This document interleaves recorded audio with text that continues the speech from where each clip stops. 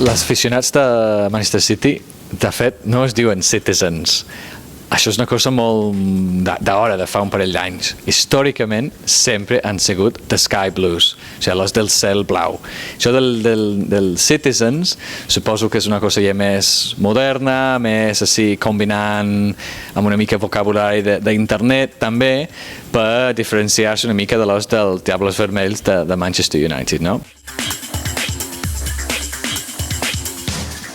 No. Fan molt soroll.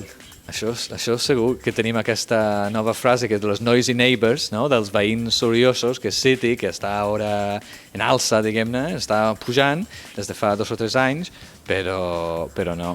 És cert que la ciutat està dividida una mica en barris, que són més del City i els que són més de United, com a moltes grans ciutats, però qui hi ha més del City i United, no, això per descomptat, puc dir que no.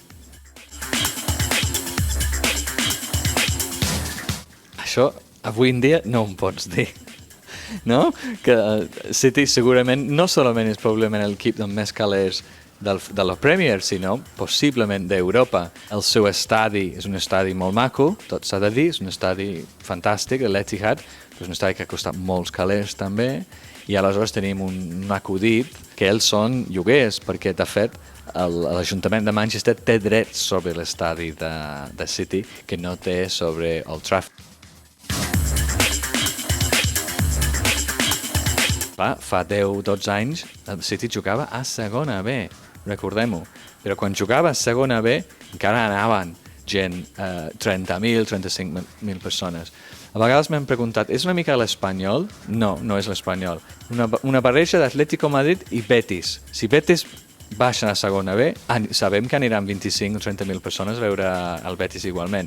Doncs City és un equip d'aquesta categoria.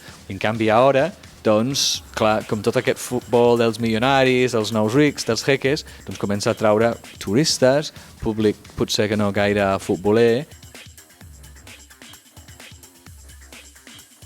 De l'esquena B del Potsdam, que és quan l'afició de City va anar a Polònia i van observar com els aficionats giraven l'esquena i ells ho van copiar i ha sigut una mica marca de la casa. Últimament l'he vist menys, que és llàstima, però jo també crec que això mostra, diguem-ne, l'afició nouvinguda, que no està per aquestes, entre cometes, tonteries, no?